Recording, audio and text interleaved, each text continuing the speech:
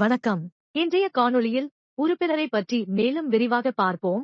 மேலும் விவரங்களை பற்றி அறிந்து கொள்வோம். முதலாவதாக, இன்னும் விரிவாக முதன்மை வாழ்வாதார நடவடிக்கை. இங்கே உறுப்பினரின் வாழ்வாதார நடவடிக்கைகளை நாம் சேகரிக்க வேண்டும். முதன்மை வாழ்வாதார செயல்பாடு என்றால் என்ன? இதற்கு பிறகு இரண்டாம் நிலை வாழ்வாதார நடவடிக்கை வருகிறது. நமது உறுப்பினர் வேறொரு வாழ்வாதார நடவடிக்கையையும் செய்கிறார் என்றால் நீங்கள் அதை இங்கே தேர்ந்தெடுப்பீர்கள். மேலும் உறுப்பினருக்கு மூன்றாவது வாழ்வாதார நடவடிக்கை எதுவும் இல்லை என்றால் நீங்கள் இல்லை என்பதை தேர்ந்தெடுக்கலாம்.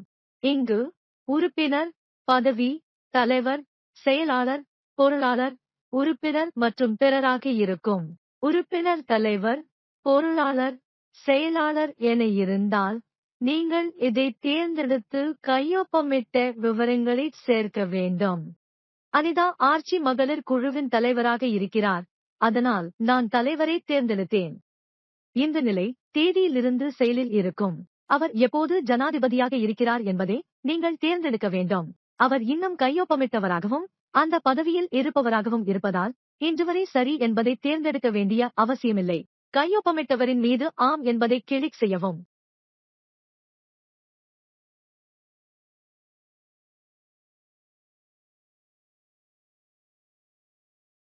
உறுப்பினருக்கு காப்பீடு இருந்தால் ஆம் என்பதை கிளிக் செய்யவும். உறுப்பினருக்கும் கேடர் இருந்தால் ஆம் என்பதை கிளிக் செய்யவும். காப்பீடு மற்றும் கேடர் விவரங்களுக்கு நாம் ஆம் என்று சொன்னாலும் நமக்கு 2 டேப்கள் திறந்திருக்கும்.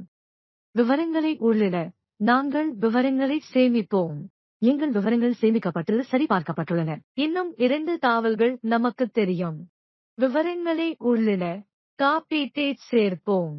நாம் பிளஸ் பொத்தானை கிளிக் செய்வோம். முதிர்வு தேதி எவ்வளவு காலம் செல்லுபடியாகும்?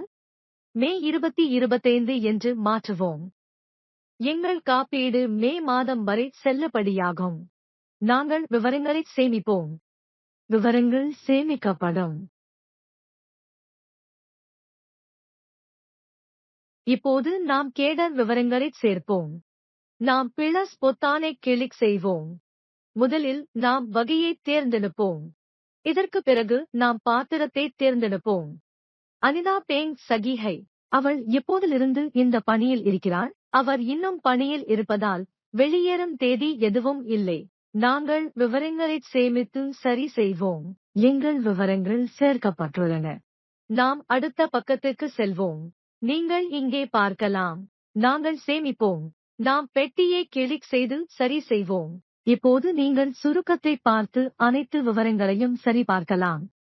நீங்கள் கூடுதல் விவரங்களை சேர் என்பதை தேர்ந்தெடுத்தவுடன் நீங்கள் மற்ற உறுப்பினர்களை தேர்ந்தெடுத்து அவர்களின் விவரங்களை சேர்க்கலாம். நன்றி.